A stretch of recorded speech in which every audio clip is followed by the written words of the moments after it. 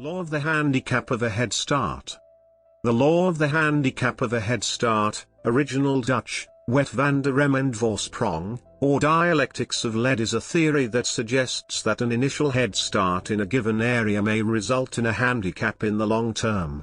The term was coined in 1937 by Jan Romein, a Dutch journalist and historian, in his essay The Dialectics of Progress, De dialectiek van de vooruitgang, part of the series The Unfinished Past, het onvoltooid verleden. The phenomenon. The law of the handicap of a head start describes a phenomenon that is applicable in numerous settings. The law suggests that making progress in a particular area often creates circumstances in which stimuli are lacking to strive for further progress. This results in the individual or group that started out ahead eventually being overtaken by others.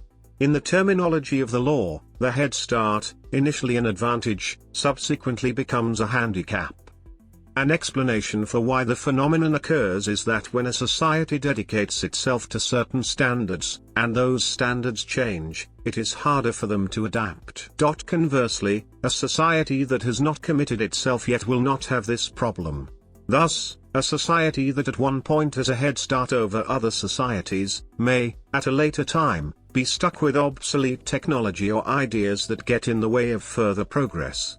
One consequence of this is that what is considered to be the state of the art in a certain field can be seen as jumping from place to place, as each leader soon becomes a victim of the handicap. In common terms, societies, companies, and individuals are often confronted with the decision to either invest now and get a fast return, or put off the investment until a new technology has emerged and possibly make a bigger profit then. For example, a regular problem for individuals is the decision of when to buy a new computer.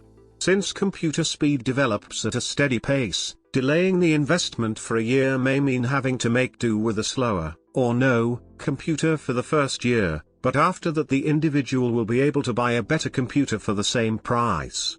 In many cases, however, the technological development is not as predictable as this, so it is harder to make an informed decision.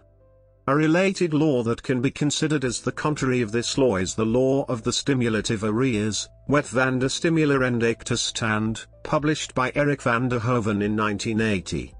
Examples. The author gives an example of the law in his original essay.